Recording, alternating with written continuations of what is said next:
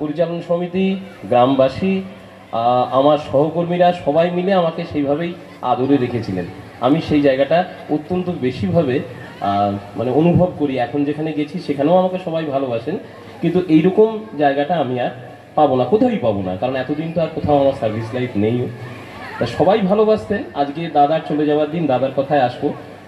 দাদা ব্যক্তিগতভাবে আমাকে যে সাহায্য করেছেন, মানে আমি না বাচ্চাদেরকে পড়ানো আর গান বাজনায় এই দুটো ছাড়া কিছু জানতাম না। আমি বাচ্চাদেরকে পড়াতে পারতাম, সেটা এখনও পারি, গান গাইতে পারতাম, কিন্তু আমি স্কুল সম্বন্ধে কিচ্ছু জানতাম না।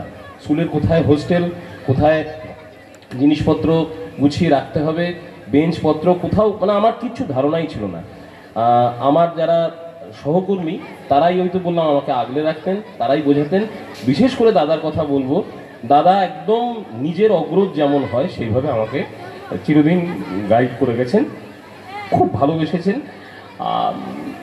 বলার নতুন করে কিছু নেই। দাদা অত্যন্ত ডিসিপ্লিনড একজন মানুষ, ভীষণ সুঠাম। এই আমাদের ছাত্র বলে গেল, সেটা আমার বারবার মনে হয়। দাদা যে বয়সে যেরকম দেখতে আছেন সেরকম খুব কম মানুষ থাকেন। দাদা সেইভাবে নিজেকে মেনটেন করেছেন এবং সেইভাবে নিজের ব্যক্তিত্বকেও মেনটেন করেছেন। এবার শিক্ষক প্রদীপ পাবনদার কাছ থেকে একটু ব্যক্তি প্রদীপ পাবনদার কাছে আছি। আমি আমার একদম প্রথম বিবাহিত জীবনে আমি বেড়াতে গেছিলাম, তো দাদার অনুপ্রেরণাতে আমি কোথায় যাব খুঁজে পাচ্ছিলাম না। দাদা এবং বৌদি ব্যক্তিগতভাবে আমাকে যেরকম ভালোবাসা দিয়েছিলেন সেখানে, সেটাও একটা খুব বড় পাওনা আমার। দাদাই বলেছিল যে তুমি চলো, তোমার কোনো চিন্তা নেই।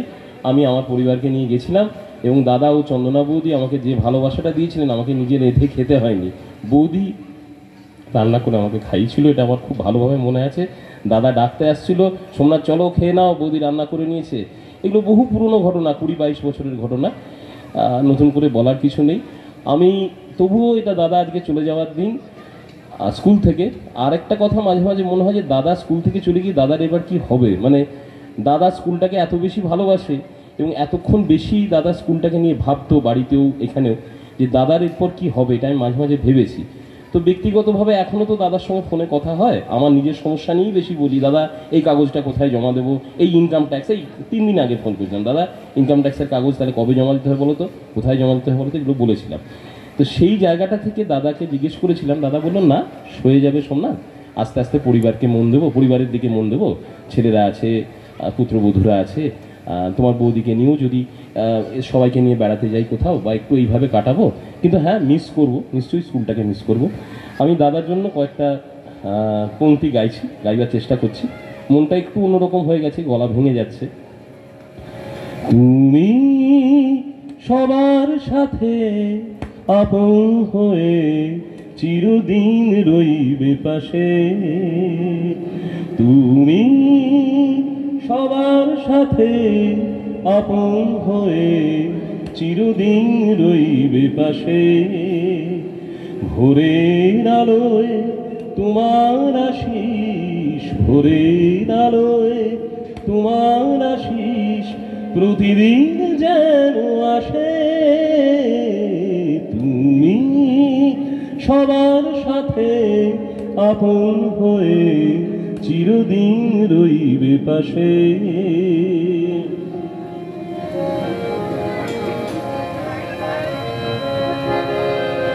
এই আঙিনায় ঝরা পাতায় তোমার কথার রেশ রয়ে যায়, এই আঙিনায় ঝরা পাতায় তোমার কথার রেশ রয়ে যায়।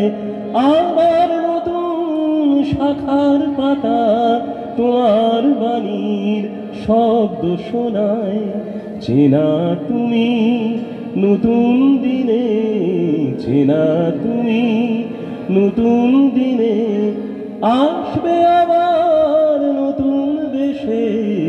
তুমি সবার সাথে আপন হয়ে চিরদিন রইবে পাশে।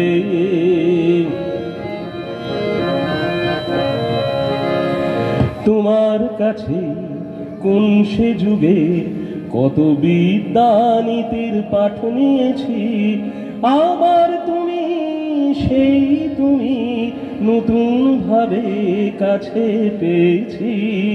চেনা তুমি নতুন দিনে, আসবে আবার নতুন বয়সে তুমি সবার সাথে আপন হয়ে চিরদিন রইবে পাশে।